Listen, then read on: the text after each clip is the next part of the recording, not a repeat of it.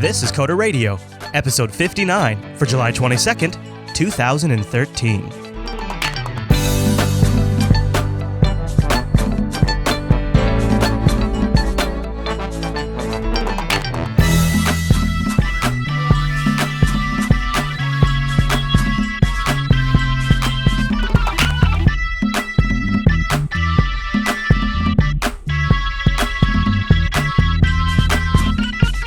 Hi everyone, you're listening to Coder Radio, Jupiter Broadcasting's weekly talk show taking a pragmatic look at the art and business of software development and related technologies. This episode is brought to you by our fine sponsor, GoDaddy.com. I'll tell you more about GoDaddy as the show goes on. My name is Chris, and joining us live on this Monday morning is our excellent host, Mr. Michael Dominic. Well, hello there, Mr. Michael, and his beagle. Hello, Chris, and yes, the dog is very upset. I know, the dog's had a rough couple of days. It's been a tough weekend for that dog. Oh, my dog is running a number of web object servers, and it's just not going great for him. Now, I bet he's had some concerned dog clients this week. Yes, some puppy clients are incredibly upset.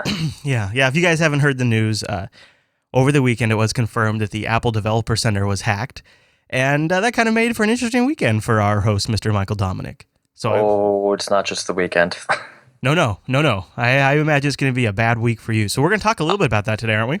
I'm pretty sure by the end of this week I will be employed as a Azure evangelist for Microsoft. I'm thinking of just hanging it up. No. Just can't take it anymore. Just constant complaints. Like, wow, that's bad, man. That's rough. And I think the news is in too. Azure is totally it's negative in the freedom dimension. Yes, but it's still up. This is what they've driven you to. This is what you've been driven to this.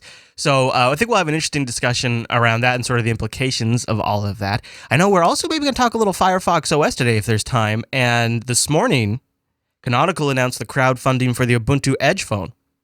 Oh, goody. A lot of really wild stuff going on, but as always here on the Coder Radio program, we like to start with a good helping of hearty feedback to complete the feedback cycle, the feedback loop, as it were. And I want to remind folks that next week, it's going to be Coder Radio episode 60, and assuming my wife doesn't have a baby before the show starts, we're going to do a call-in episode. So you guys you have to show up live next Monday, 9 a.m. Pacific, noon Eastern, over at jblive.tv and call in. We've gotten people that say, you need more web talk. You know what? This is your opportunity to call in and bring that discussion. Yeah, and preferably not about web objects.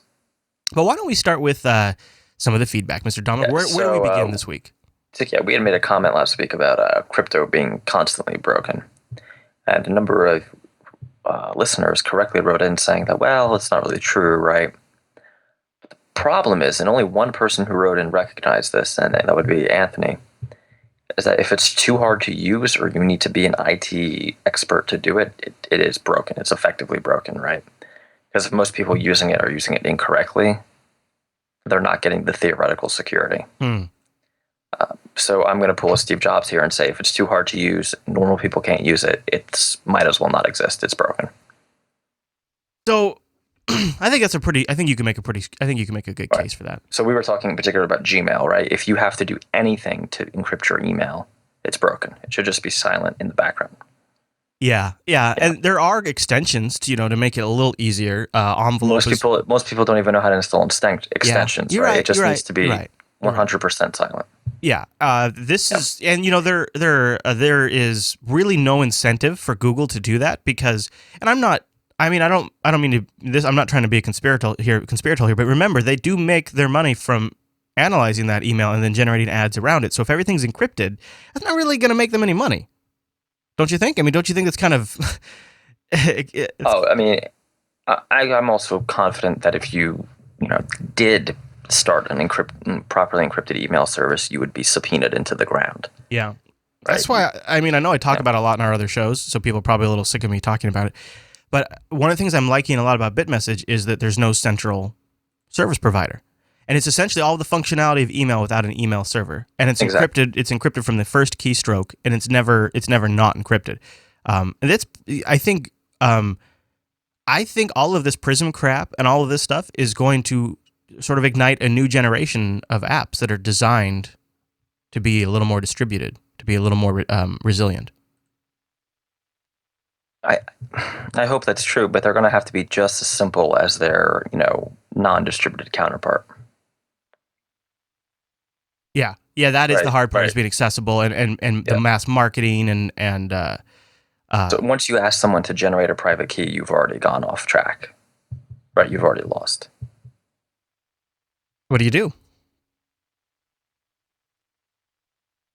And what can, I mean, the only thing you can do is people that, I mean, you can auto-generate keys. I mean, there are ways around it, but it's never. well, look how Apple supposedly does iMessage. That's supposedly each end has an encrypted key that the person never even knows they've set up, right? Supposedly, iMessage takes care of all of that for you. And that's Right, and pretty seamless. That's the kind of system I would be advocating. Yeah, but it has a lot of centralized control. Yeah, well, all right. So Mike says it's not broken. You say it is. Yeah, I definitely say it's broken. Yeah. All right. Oh, Mike is, yeah, okay, I see. Like, All right, so Patrick writes, and you want me to read Patrick's email? do it. All right, now Patrick sent in a long one, so let me load it up here so that way I can show it to you guys on the stream too. We got a lot of great emails this week too, and we got some good feedback in the subreddit as well at coderradio.reddit.com. All right, let me pull up Patrick's email here and a little more feedback on the H1 visas. Hopefully the audience isn't too burned out on talking about this. It seems like it's been generating some interest, but here we go. He says, I know the topic is several weeks old, maybe more, but I would like to comment on the H-1B visas. I worked in the legal office of a software company a few years back, and much of our work was processing immigration for employees. This company hired foreigners for $12 to $14 an hour to work at their help desk and eventually moved them into development. These new hires all possessed PhDs in mathematics, physics, or engineering. The reason the company could offer such low wages is because they could dangle a green card and eventual citizenship in front of these people. This was the major component of their compensation package. We did not interview Americans as we knew there was no way they would take the position. My take is that the situation suppresses the number of Americans who can get into so-called STEM areas, who in their right mind is going to get a PhD in physics for a 12-hour job and have to work till midnight. I can go to work in a Home Depot right out of high school and be earning more than that. I know there is a shortage of highly educated people, but we should let the free market work. If we want highly educated foreigners, then we should give them their green card before they even have a job, not allow corporations the ability to sell American citizenship in order to keep wages low. On another note, keep up the great work with Coder Radio. I'm a part-time sysadmin, but this is my favorite show. I now understand why so much of the software I support is less than perfect. Thanks, Patrick. That's a great email, Patrick.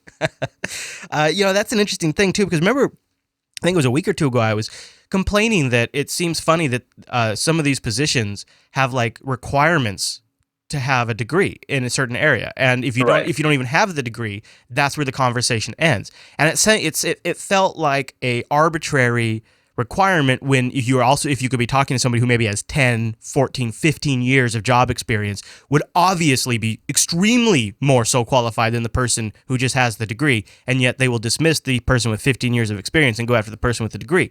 And I wonder if it's because the people that are coming into the country, they have these degrees. So if they make this one of the artificial reasons for some of these positions, then it automatically disqualifies some of the American candidates.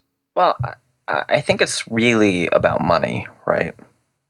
It's, he's absolutely right, Patrick, is that they can pay these foreigners very little, but it's also about downward price pressure on the domestic economy. So, for instance, I have a certain level that I feel that I need to make a year, right? And that's relatively high. Now, if I got a master's degree, I would probably double that because you need a return on the $50,000 you spent on a degree, right? Right. So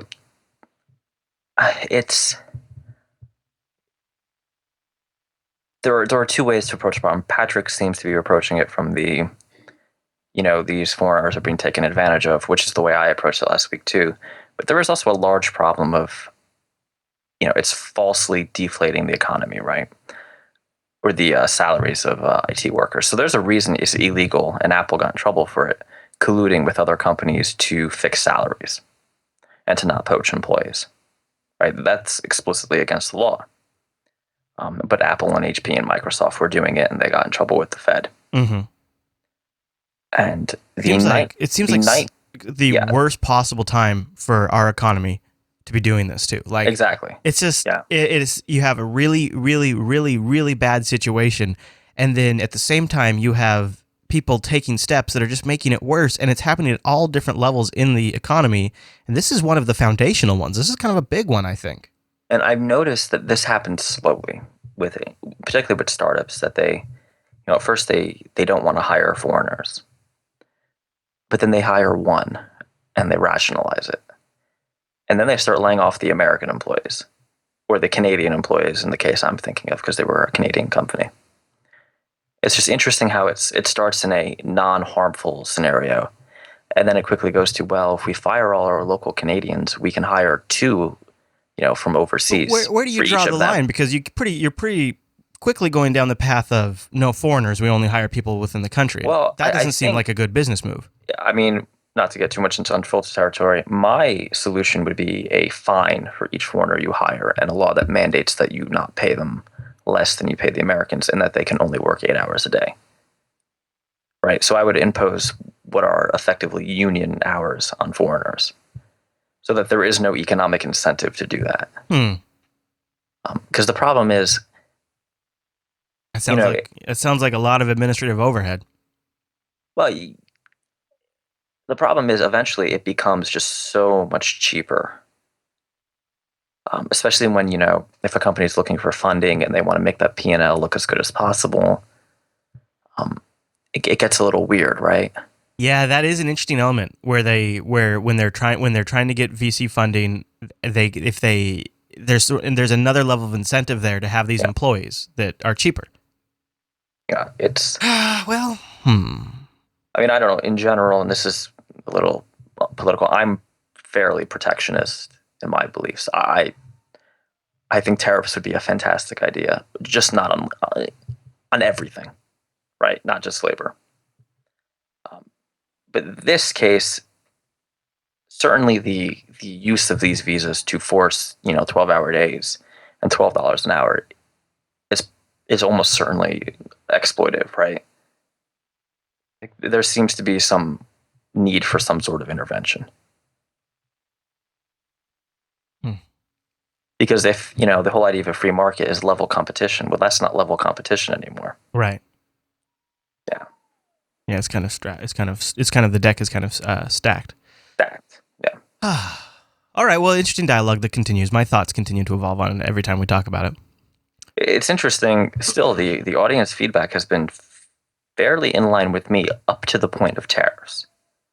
It's interesting. We have a very anti-tax set on the Coder Radio crowd. Welcome to America. Well, I don't like taxes, but I'm just saying, like, nobody does. I mean, tariffs would solve this problem. Like 50% tariff on foreign salaries. Done. Right. I mean, they definitely. That's it. You can lead these companies around by the money. That's for sure. I mean, it's all about the bottom line. That's why they're doing it in the first place. Yeah. It's a money problem. You can solve it with red ink. It is so funny how these companies can sort of undermine their overall long-term best interests by sort of these actions. And you have to wonder, what's their long-term game plan? Is their long-term game plan eventually just to move to some other country and milk them until, they've done it over there? So what I've noticed, particularly in the startup world, is that the biz dev people are Americans, and they start with an all-American or all-Canadian or all-British team. And most of my clients are Americans, British, and Canadian in that order. And they slowly but surely, as people resign or leave, right, don't replace them with people of the same nationality. Well, they also probably, as they grow, become more than just an American company. Maybe they have an office in Ireland. Maybe they've got no offices. That's what I've been noticing. I've been noticing it's just hiring them. How are they finding them? The people who are the public faces, they kind of keep the foreigners as a little bit of a secret. Right? You would need to audit the books to realize that this software wasn't made where it said it was made. Yeah, I've definitely had clients where they've got people in house, they've got tons of employees in house, but then they've also got sort of this offsite little group that does some of the work that they don't really talk about very much. I mean, I had one client in particular who liked to play the Made in London card really hard, when in fact the front end was done in New Jersey by me, and the back end was done in, I believe, Russia. In this case, you were the out of country foreign worker. Right, exactly. And why didn't they want to hire local British workers? They were very honest. Taxes. So it's So I'm just saying, I don't think it's purely an American problem. Right. Oh, and absolutely. Yeah. And in fact, I think it's a little worse over my understanding from UK context. It's a bit worse over in England. That's too bad.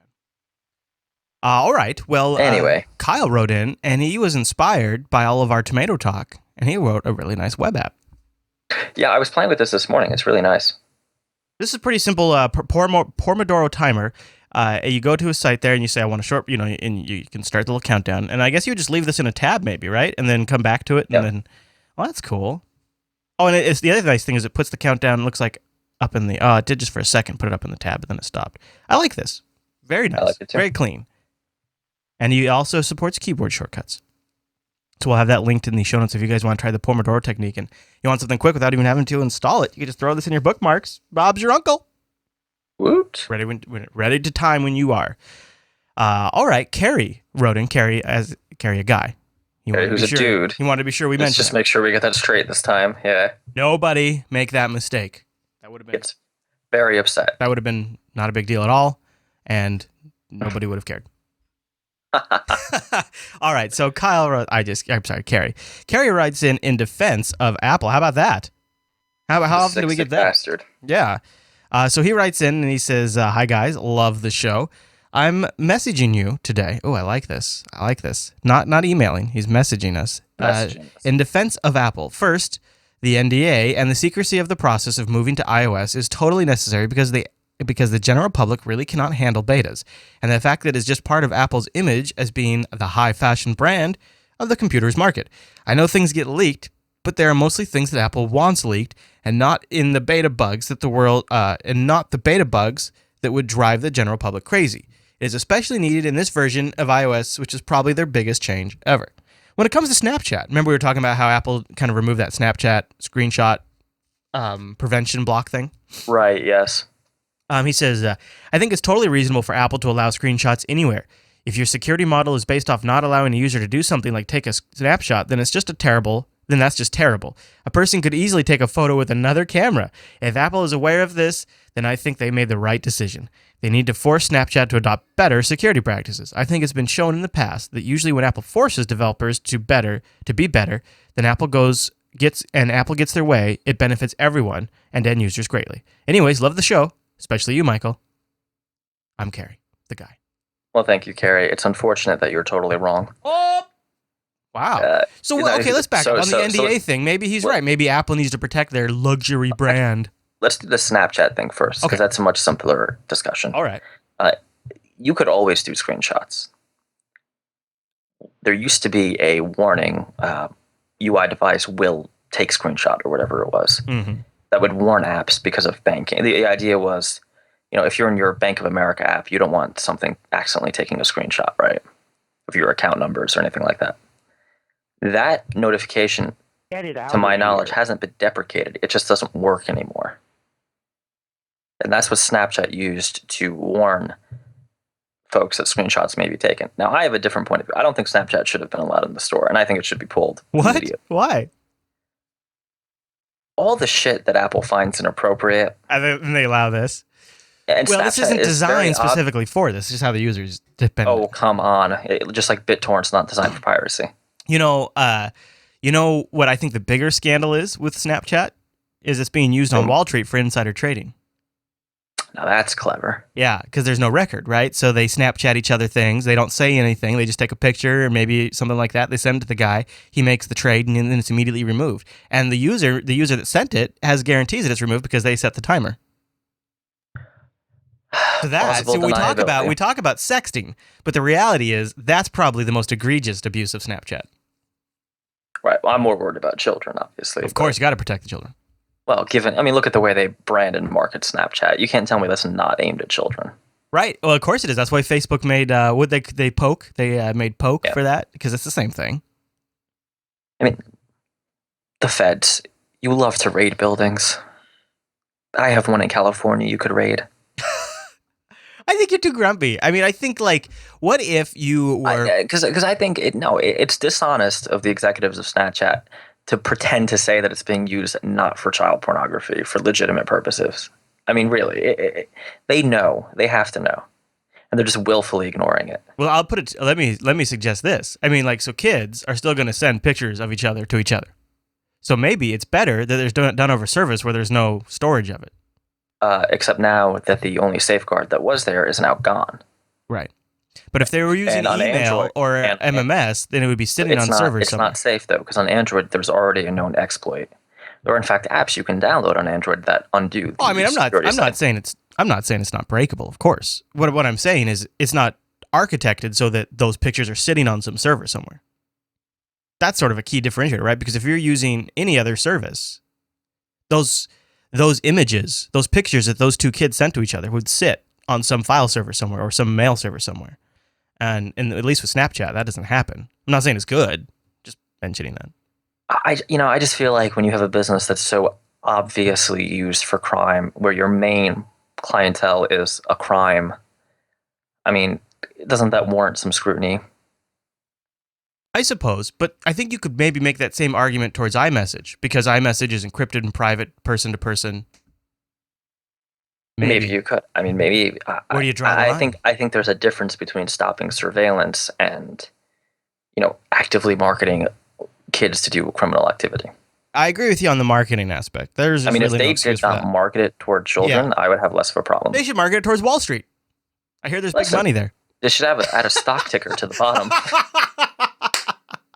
And I mean, if you work at Snapchat and don't think that's what it's being used for, you're an idiot, basically, right? I mean, how many times has this come up? Yeah. I mean, I like the stock ticker moron. idea. I think that's like, they could have Snapchat Professional, and it's $1.99 in the App Store, and it includes the stock ticker. Listen, I don't care about insider trading. I'm down with that. It's the other stuff that bothers me. Mm-hmm. Mm-hmm. In fact, Chris, I'll meet you in New York. We have some trading things to discuss. Okay. Yes. All right. Well, so there you go. So, Carrie, I hope. The NDA thing. So I don't think it matters, right? Because all you have to do is pay $99 and get access to everything. Right. It's the weakest NDA Unless, ever. of course, WebObjects dies. Then everybody's screwed. But beyond that, I think it's less about branding.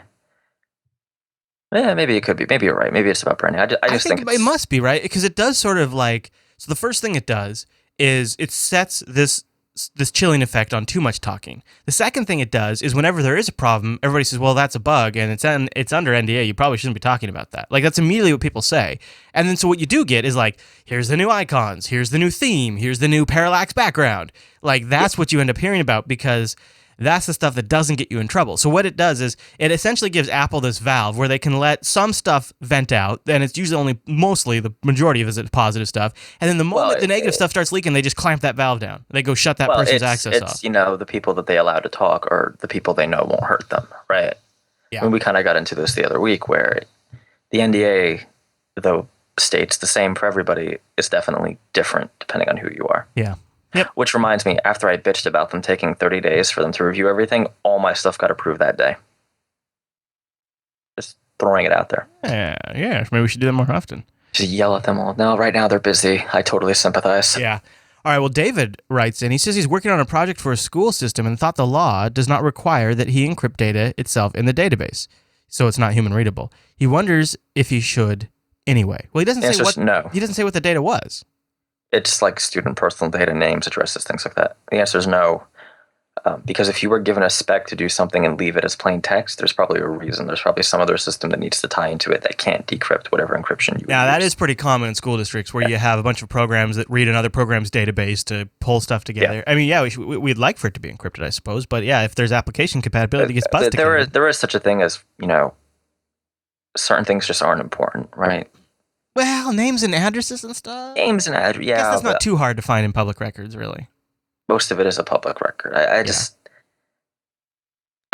The risk is if you take it upon yourself and start encrypting things without an order.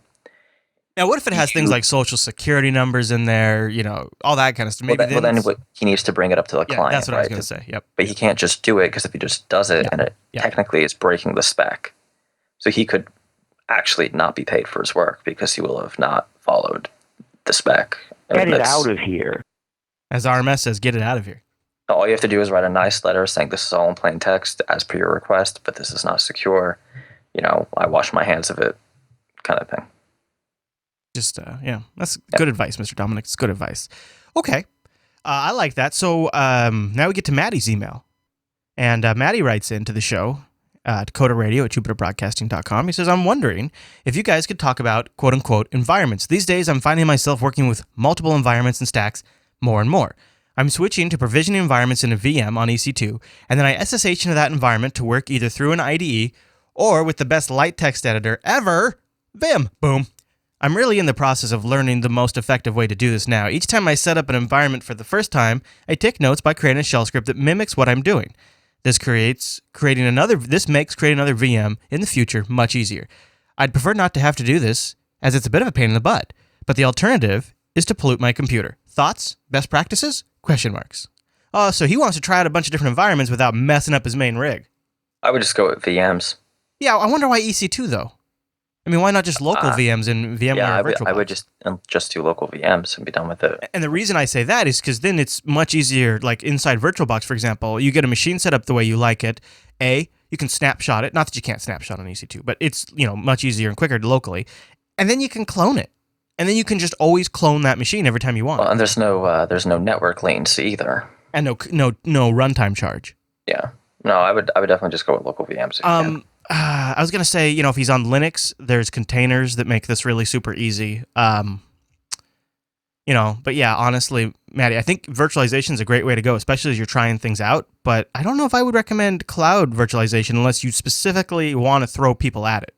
That might be the only time where I'd say put it up in EC2s if you have a group of people that you're testing with, something like that. Then it's worth throwing it up on a public service like that. All right, Chris writes in, and he asks if we believe the devs who focus on languages that are run by corporations are hurting their careers in the long term. This was a strange one. I would just say no. Historically not, right? So the Java people are doing just fine. So are the C# guys. Yeah. Yeah. And I don't... It seems like maybe you're more employable if it's not tied to a specific company, do you think?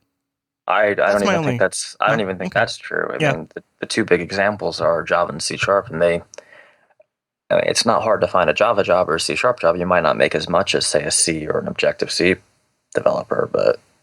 And I guess your definition of long-term varies, too. Java's been... Yeah, the Java's long-term. Come on, yeah. It's 10 years. No, yeah, I agree. I agree. Yeah. But, yeah, I guess, yeah. All right, well, Isaac writes in. It sounds like he's working on a game. Ooh, that sounds interesting. Let's take a look at what Isaac says. He says... but he's not submitting it today. Oh, ouch. Hey, guys, love the show. Keep it up. I'm writing in because I'm working on a game that will work on desktops and touch devices. I want to make it so that you only have to buy it once from my website to be able to access the full game on every platform you sync your saved games to my server from. Nope. I was wondering if there's anything in the Android or iOS terms that prevent me from doing this. As examples, Joe downloads the client, maybe plays for a little bit, especially the demo content. He then decides that he wants to purchase the full game. So he either goes to my website and logs in, or he buys the game there and then logs inside the game on his device and downloads the rest of the game in app. Either that or he simply goes the whole same process in app without ever leaving the app, not going to his site. After that, there wouldn't be any DRM restrictions. They could log in and play anything anywhere. He says you'd have to have an account, though, if you want to sync in the cloud. He says that it seems to make things a bit tricky about this is I don't believe iOS allows me to use a scripting language, so it's very difficult to download the rest of the game if it's written in the same programming language. Oh, yeah, this is pretty common, though, in Android. So you have two problems here. Yeah. One, on iOS, you would have to run the purchase through in-app purchase, and even then, this is a very questionable purchase. Right. With that alone, you run the risk of being rejected on every submission and every update, and having to explain yourself, and potentially taking months or weeks to get a submission. Second part of this is you cannot download and run code to an iOS app. Period. Doesn't matter if it's in Perl or Lua or anything like that. You just can't do it. So you would have to have all the code in there or updated via the App Store mechanism. You could download flat graphics assets, right? or audio files, which is what a lot of games do on iOS. The game's less than 50 megs, and then you download the rest of the graphics. Yeah. For what you're describing, it's going to be really touchy to get past Apple. And the other thing that seems like possible when a big portion of your app is based on in-app purchase and then downloading, it seems like you could be just going through like a regular update review, and all of a sudden that reviewer could decide that it doesn't quite fit the guidelines, and all of a sudden just reject you, even though you've been in for like a year or something. What will probably end up happening is your Apple version of it will be fragmented, right?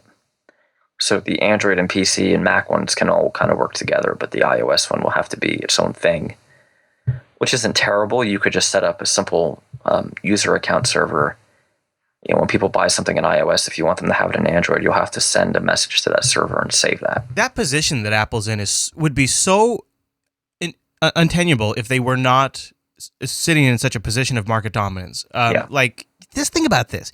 Like, oh yeah, I can write an app that all of the platforms can talk together on except for iOS. That sounds ridiculous in 2013. That's ridiculous. This is 2013. The internet exists. There's ways around it. I mean, he'd have to build a second central server just to kind of rectify what might have been through the Apple in-app purchase system outside of his system if he wants the Android people. So let's say I'm using it on my Nexus 7, which, by the way, my Nexus 7 broke. Yeah, mine too. Mine won't even boot now. It's just flashing, yeah. Yeah, and I've gotten to that point before, and what I could do is I could get it to the bootloader and then plug it in and let it charge at the bootloader screen, and then once it was charged, then it could boot into Android. Because the problem is it boots all the way up to Android. Android detects you have no battery, and it immediately restarts the device, and it just starts in this loop, and it never gets to the point where it charges, and so your battery just gets worse and worse to the point where it doesn't even boot now. Fantastic. Yeah, because it's a soft charge. So my Nexus 7 is dead. Mine's dead too. Totally dead. Yep. It's funny because you mentioned it last week. I guess I didn't plug mine in, and sure enough, so frustrating. My son was enjoying it because he likes the size, and I just got Sonic on there, and he was playing it and left it on or something, and that seems like a kid leaving a tablet on is going to happen pretty often, and it shouldn't kill the device. Yeah, I mean, not for nothing, but the iPad, if it dies all the way, you just plug it in for about an hour and it brings itself back. Yeah, I think the problem is the Nexus won't charge unless the software initiates it. Yeah, if it can't finish, If it can't finish loading up the Android kernel, it just can't run. Well, it will work at the bootloader too, but I can't even hold, in the past, I could hold down the power button and the volume button, and then it would boot into the bootloader, and then you could charge it there, but... Oh, I might have to try that. All right. Yeah, you should. If yours still has a little bit of juice in it, you could probably... Well, mine, I kept trying it last night, so I think I might have killed it all the way. But I know, but for Isaac, I mean, you can get around this with the central server, but it's going to be a lot of overhead, and there's going to be weird edge cases. So, and then you have to maintain a central server, right? So that's kind of lame. And you still can't download code. You can only download assets. One thing I've done is kind of set up a generic object loader and then just serialize things as JSON, right? So let's say you're working on an RTS, and you have army units, and you just army units really just an image and a JSON file, right? You just have a generic class that loads them based on the data in the JSON file. That you can do. But you can't download more code. You can't download Lua. You can't download Objective-C. That sounds like a pretty big restriction. For what he wants to do. For what he wants to do, I don't know if that's going to work. So then there's literally no way to add more to the game by purchasing. No, there is. It's just you have to already have a generic class structure written where you can just read XML or JSON or something like that. I see. Yeah. I see. Okay. Well, let us know how it goes, Isaac. Let us know what you end up doing, and if you actually get some shipping code, let us know. We'll talk about it in the show. Okay, folks, you can email us coderradio@jupiterbroadcasting.com, or if you click the contact link at the top of our website, you can then just choose Coder Radio from the drop down, and your feedback gets to us. You can also start a thread in our subreddit over at coderradio.reddit.com. Mr. Dominic, before we move on to our hoopla of the week, which is strong in the hoopla ways, I want to talk about our sponsor, and that is GoDaddy.com. GoDaddy.com has a couple of great promo codes that I want you guys to go take advantage of. First one, I love talking about this one because I think it's only going to be here until the end of the month, and it's getting close. Coder249. Get you a .com for $2.49. Think about the ways you can use, you want a vanity email address for a project you're working on. You want a specific website, or maybe it's just a redirector to your social network profile on Google Plus or Twitter or whatever you want. You go get that .com for $2.49 and just do something with it. It's super, super great deal. When you're checking out over at GoDaddy, just click that enter promo code and go Coder249. Or maybe you're going to get something else. Maybe you want to be fancy.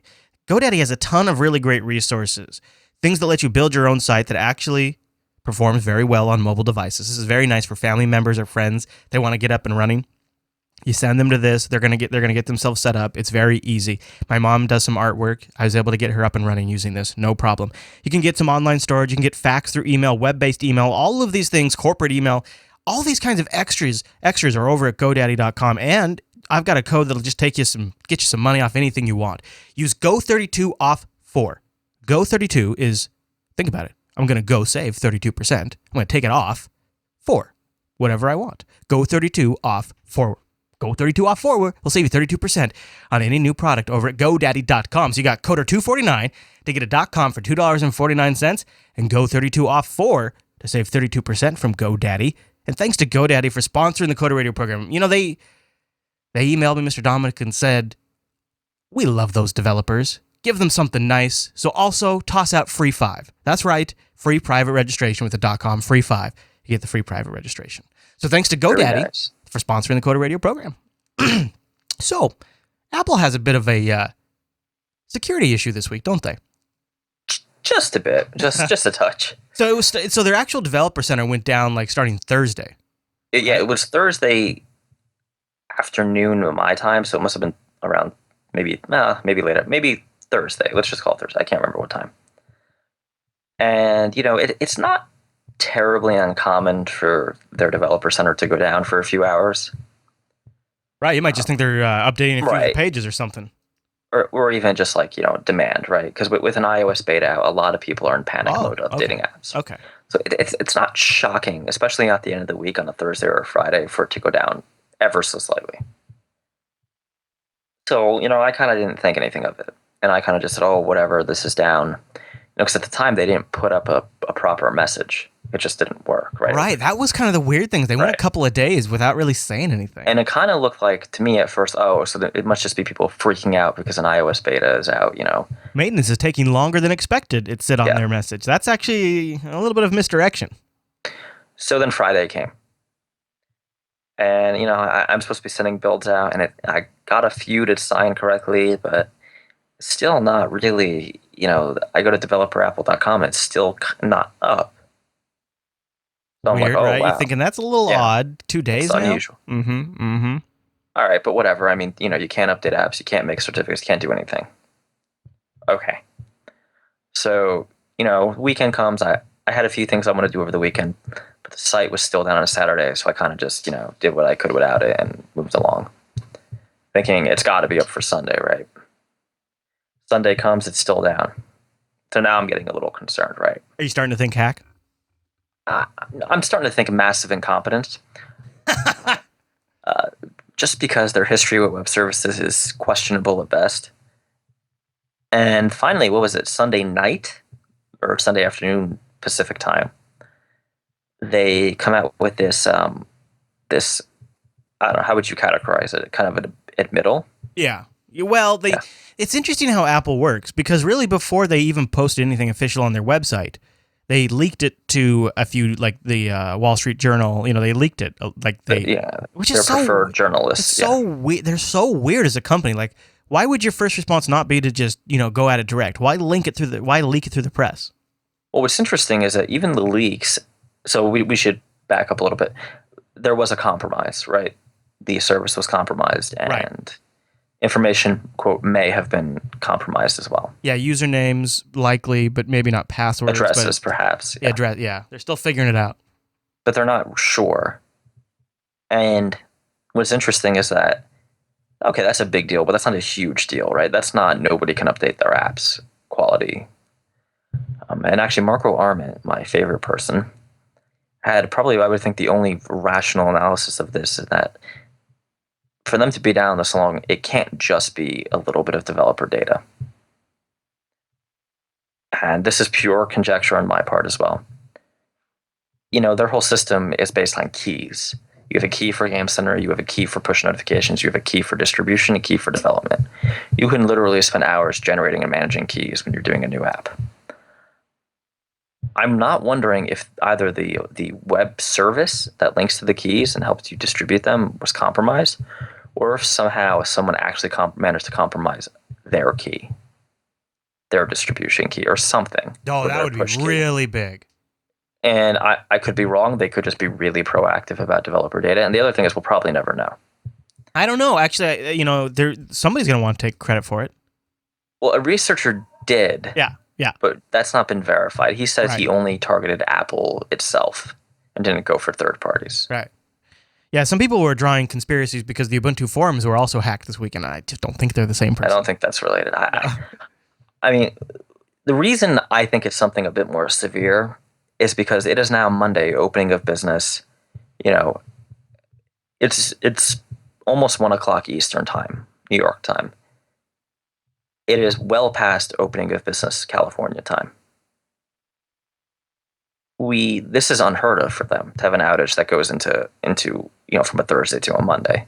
Well, they say in order to prevent a security threat like this from happening again, we're completely overhauling our developer systems, updating our server software, and rebuilding our entire database. But that could mean, and I don't want to be alarmist here, that come tomorrow morning or this evening today, everybody has to regenerate their keys. And we're literally going to spend every iOS developer is going to spend a solid day regenerating keys. Oh man, that service is going to be so clunky while everybody's doing that. And then when you go to update your apps with the new keys, you're going to be looking at unprecedented wait times, right? You're going to be looking at just ridiculous backlog just because of the volume. Now, to their credit, if your iOS developer account was going to expire, they've automatically extended you so that they don't pull your app from the store.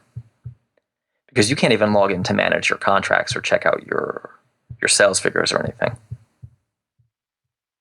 Oh wow! So you don't even get a snapshot of how sales are doing. I'm told that some people who are using third-party clients or the mobile app are able to get the data. I couldn't get it when I tried to just navigate with Chrome. Wow. To the page. Wow, that's really bad, man. They are screwed. I almost wonder if it isn't anything as major, just because Apple's systems are like from the 90s. The early 90s at that, like before a lot of web pages were dynamic, they were creating some interesting solutions for that, and I think they still run a lot of it on that. So they might literally be rebuilding onto something brand new. Imagine that. What if they're rebuilding off of web objects? I really want that to be true. Well, okay, so let's separate this. Apple is using something called web objects, which is ancient. And there's a reason the industry moved away from web objects, right? It was Java v web objects, and Java definitely won. Just as a point of reference, the last stable release, the last time it was updated, was on September 15th, 2008. Right. And that was the update. So there's two aspects here. The fact that the technology is so old, and I'm sure they do their own updates. It actually came from Next. Right. I mean, granted, Apple probably updates it internally and handles it that way. So I bet they don't. I bet that's maybe what this guy took advantage of. I mean, here's the issue. If there is, and I know it's far-fetched, and I know that it shouldn't really be that possible, but if there was a distribution key compromise or a push notification key compromise, I don't see how we get away with not re-signing all our applications. Now, if this is just an issue of the database was compromised and so developers are going to get a bunch of spam phone calls and spam email and spam physical mail, why bring the whole service down and stop updates? Right, and basically bring the App Store to a halt. They are going to rebuild it from the ground up on really Ruby on Rails. Extreme. You couldn't do that in parallel. Yeah, I don't know. See maybe ripping down the service seems really extreme. If it was just because most developers aren't hiding where they are. In fact, you're putting your company name up there and be like, come, email us, call us, whatever. It's all just speculation. But you got to wonder if maybe they weren't already planning to do this, or maybe the flaw is inherent in web objects. I don't know. I'm filled with some deep concerns that this is more than just a normal website compromise, that this is a serious system level issue. But I could be wrong. We'll find out, maybe. Yeah, I don't. Well, we'll know if they tell. Yeah. Yep. If they make you regenerate your keys, you have an answer. Mm-hmm. If they don't, I mean, perhaps they can do it on their end. And one good thing about their system, it's so close that they could theoretically solve this problem without your intervention. But it's interesting, and you got to figure Apple's a pretty big target. Pretty big target, right? Well, I wouldn't be surprised if we see some pink slips from this. I mean, honestly, It's just business. Well, whoever decided that we should just keep using web objects indefinitely got Forstall. Probably. And now he's gone, and now they're rebuilding it. I mean, you were making fun saying Ruby on Rails, and I think that's actually a bad option for them. But it wouldn't be the worst thing in the world for them to go see their buddies at Microsoft and be like, "Yo, we're running a big enterprise here. Hook us up." Like, it would be like cats laying with dogs, but honestly, that's the kind of caliber they're at, right? Like Java EE, something enterprise. Maybe they could just put it all in a big Google spreadsheet. No. No. All right. Okay. Well, we'll find out, I guess, what happens next week. We'll probably have a little better idea. Well, I'm expecting an email all clear from them soon. You were expecting to be online this morning. I was expecting, I would wake up at 7 this morning and be like, all right, we're good to go. Yeah. Nope. Because I have my meeting right after this where I get to explain this to people who are sure. Here's another thing to watch for is when it comes back online, is it in like massively reduced functionality? So that's what's worrying me. Why can't they just put up the app submission and update section? Well, they say they're rebuilding the database. Maybe this new app, maybe the new app they're writing for it has certain database. I don't know. I mean, if they're rebuilding the database, so then the question is how deeply coupled is everything to itself, right? Yeah, right. Is it if you compromise one vector, you've now managed to compromise them all? I mean, it must if they shut the whole thing off. That's what I'm saying. For the whole thing to be down, it's got to be more than just membership files. And you developers just get to enjoy the fruits of their failure. Yeah. So that sucks. I'd be really interested to see exactly what happened if that ever comes out. Like, what was the responsible thing would be to disclose, so that way people could learn from it. But we'll see. Well, to warn anybody else using web objects. The thing is, they have such a bad cloud image. They have such a bad image for their online services-based stuff that they're probably in this spot where they don't really want to draw a lot of attention to it because they're already licking their wounds over iCloud. But it's funny though, because when iCloud went bad, the first thing they did is they went to Amazon, Microsoft, help us, and particularly Microsoft did, right? I mean, they ended up using what was going to become Azure. I think you have that backwards. They launched on Azure. They launched in Azure, right? Yeah, and then they knew they couldn't do it because it was iTunes that was having problems, right? And then they switched iCloud over to their own data center. But I mean, would it be the worst thing in the world?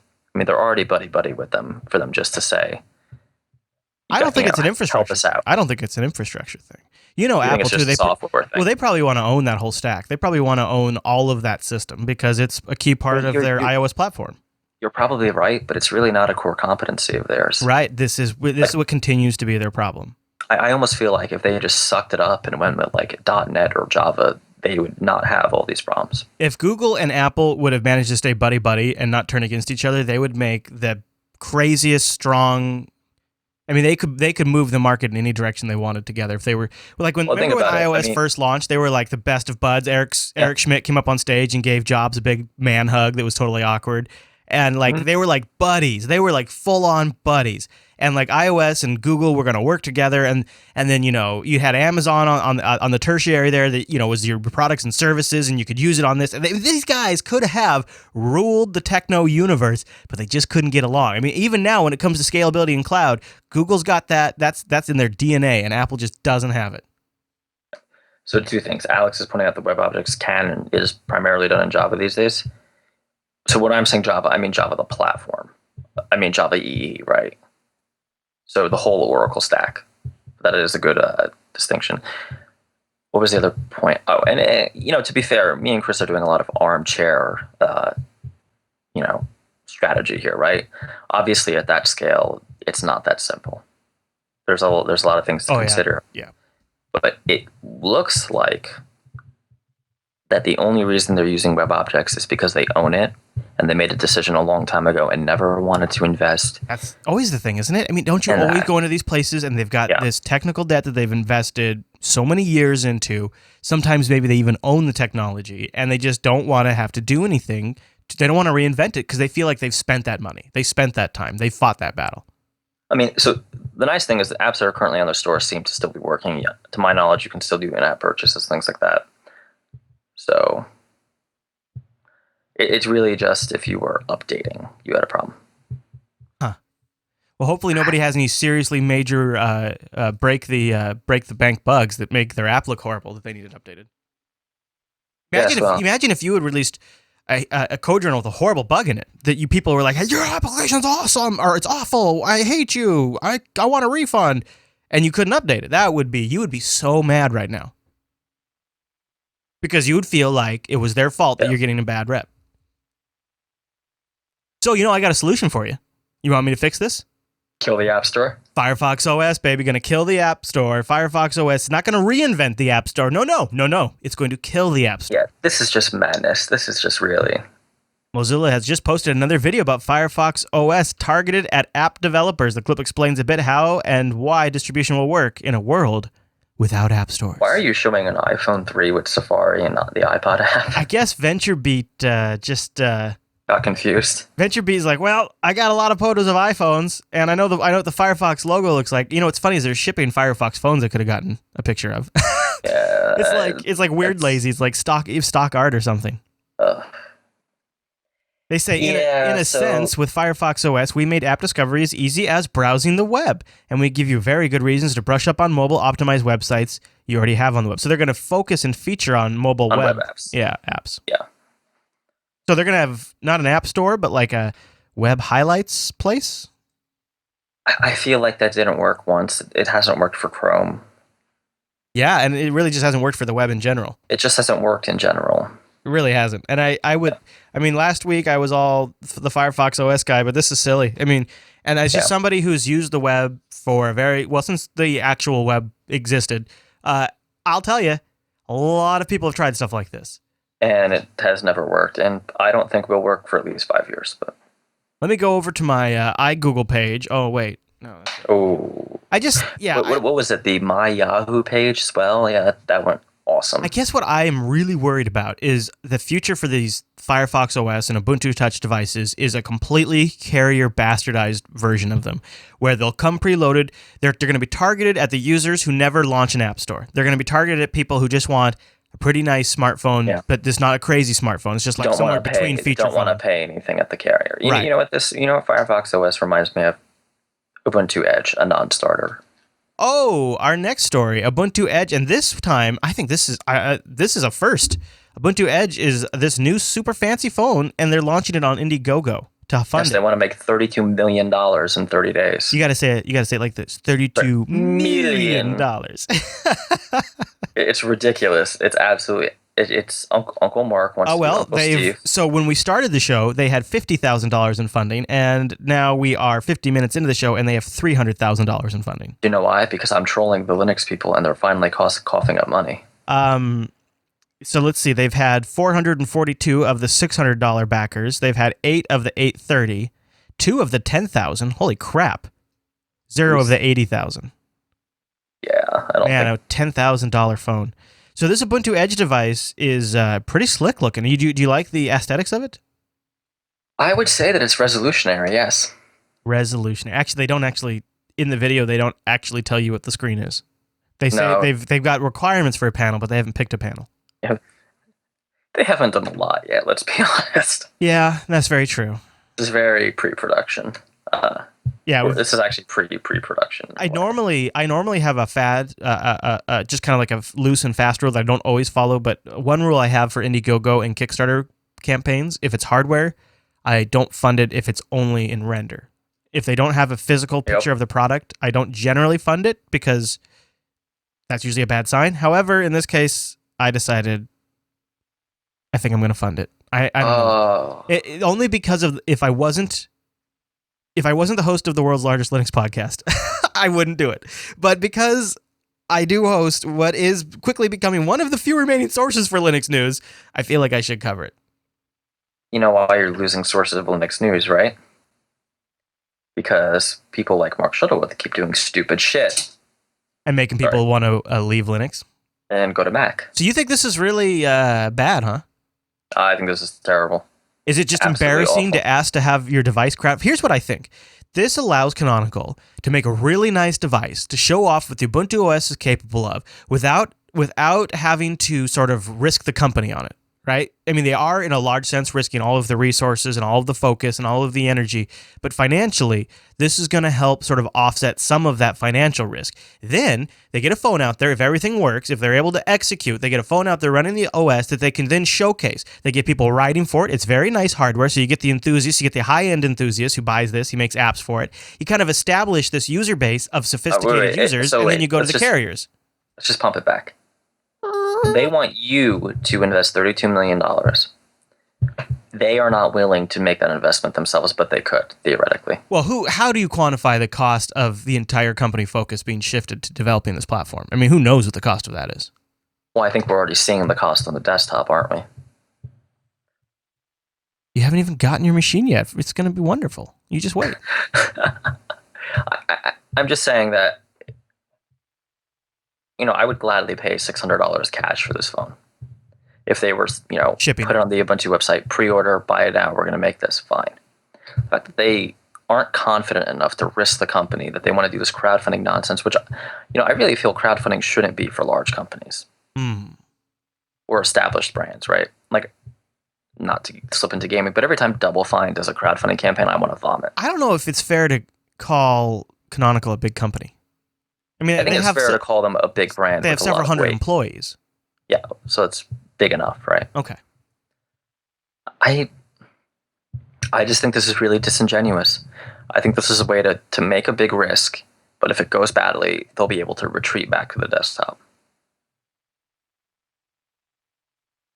$32 million. $32 million.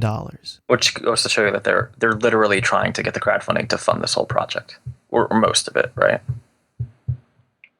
Where did this come from? Like, why? Just boom, out of nowhere. $32 million. But this is just for the Edge device. Does this kind of put in perspective how expensive it is to enter this business, or what? Well, you got to bribe carriers, that stuff. Ooh, I'm just in a foul mood today. Yeah, well, Apple. I blame Apple for that. Yep. I think it's an interesting approach. I mean, they've already raised $300,000, so... Okay, so Mr. Mango says it will fail. What happens if it fails? How embarrassing is that? And what does that mean? Does that change anything? Probably not, right? Probably doesn't actually change anything. But it should. If this fails, right, I think that's a pretty clear sign from the community that no one wants this. You know what I mean? And listen, no one wants a Windows phone. Windows is a desktop operating system. No one wants an Ubuntu phone. So stop trying to make that happen and focus on a way to monetize the desktop and your server offerings. I think they would come back to you and say, we've been trying that since 2007 and we haven't made it work yet. And they haven't been trying it the right way. If they want to invest $32 million, go buy System 76. I know, like, that was seriously like what I was... Straight up. Right? Become a first-party reseller. Go get the best brand out there that sells your equipment now. Make them an offer they can't refuse, and then just sell them directly. But maybe and if 76 won't play ball with you, open your own and push them out of business, right? Just bleed them on price. Their margins have to be already so bad that, I mean, just from a business perspective, should be dying. They would literally at that point become like Apple 2.0 though. Like they would be taking a Linux-based operating system, putting their own UI and display server on top of it, taking their own hardware. But they talk about the reasons they wanted mirrors. They want to own the stack. They want to control direction. They want to be able to make things happen the way they want them. Well, the way you do that is by also owning the hardware. I mean, there is own the hardware. Yeah. I don't think they're going to do that ever. I don't think they're. I think the play is if mobile doesn't work out, then they at the end of the day they throw up their hands and say, you can't get rich selling Linux, and they just maybe move on to a cloud services company or something. Which is another viable business model. I just feel at this point mobile is not for them, right? But It would seem like mobile is not viable for anyone but Who Samsung isn't and Apple. Apple or Samsung? That Yeah. doesn't seem tenable. It does not seem like we can allow that to last. Now, Mark Shuttleworth has an argument against this. Do you want to get into this? Oh, let's do it. Now, this is a little bit of repeat for folks who listen to the last 270, but it's quite short. I'll play. Mark Shuttleworth thinks that their advantage over Firefox OS and Tizen and things like that. And then our independence, strategically is important as well. There's a very deep dependence in Mozilla on Google, which for carriers is uncomfortable. There's a very deep dependence in Tizen on Samsung, and that's also uncomfortable. So it's a complicated landscape, but we feel like we have a good story, and the response has been very encouraging. So he's basically saying, look, we're the independent third party. We're going to let you take our own. Because the carriers are that went so well for them when Apple came to call, right? Well, this is their sale, though. Party. No. See, Canonical's sale is you can take our platform and do whatever you want with it, and we'll work out so that it's not fragmented. So their pitch is we're the platform. You can put your own app store on. You put your own music store, your own video, your VCast service on there. You put your own branding, because Verizon wants the UI to be red. That's a big thing for them is they want everything red. And you can do all of that, and we will maintain the underlying architecture to make sure that it does not fragment. Well, if that's true, then that's, going to fail. Because Firefox OS phones are definitely going to be cheaper. The people who are willing to put up with that are going to go for cheaper, if not free. I disagree. See, one of the things they were doing with Ubuntu OS is they're making it very easy to run on existing in-market Android devices, like even use the Android hardware drivers from those phones. So the carriers can take existing stock, load their own OS. It won't even be called Ubuntu Touch. It's going to be called VCast OS, right? And it's going to be they'll flash it with the latest VCast OS. Oh, so far enough to where they can actually rename it?